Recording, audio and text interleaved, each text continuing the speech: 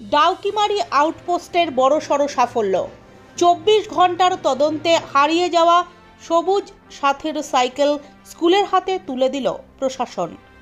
প্রসঙ্গত উল্লেখ্য, গত 3 দিন আগে খট্টিমারি উচ্চতর মাধ্যমিক বিদ্যালয় থেকে ছাত্রছাত্রীদের জন্য মজুত রাখা সবুজ সাথী সাইকেল হারিয়ে যায় বলে অভিযোগ দায়ের করেন স্কুল কর্তৃপক্ষ ধূপগুড়ি থানার অন্তর্গত ডাউকিমারি আউটপোস্টে। এরপরই পুলিশি তৎপরতায় বেশ কয়েকজনকে জিজ্ঞাসাবাদ করা হয় থানার তরফে।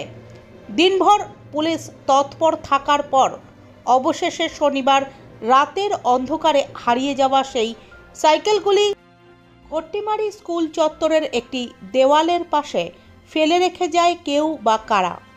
তবে ঘটনার সঙ্গে যুক্ত কারা তা এখনও পরিষ্কার নয়। গোটা ঘটনার তদন্তে ডাউকিমারি ফাঁড়ির পুলিশ। পাশাপাশি স্কুলের বাউন্ডারি ওয়ালের ভেতর থেকে এই ধরনের চুরি কার্যত নিরাপত্তা ব্যবস্থার ওপর প্রশ্ন তুলে দিচ্ছে। আপনি স্কুলের কোন দায়িত্বে আছেন? আমি স্কুলের একজন মেম্বার। আচ্ছা, ম্যানেজিং কমিটির মেম্বার। এই যে চুরির ঘটনা শোনা গিয়েছিল এবং আজকে কিভাবে রিকভারি হলো, কোথায় কি কি বৃত্তান্ত রয়েছে? এটা 2 দিন আগে আমরা শুনি যে এখান থেকে সাইকেল চুরি হয়েছে, 4-5টা সাইকেল। সেটা আমরা সঙ্গে সঙ্গে আমাদের ডাউকিমারি আউটপোস্টে আমরা অভিযোগটা জানাই এবং 2 দিন পুলিশ সক্রিয়ভাবে তারা কিন্তু তাদের দায়িত্ব পালন করে তারা কিন্তু আজকে সেই সাইকেলগুলো তারা উদ্ধার করে।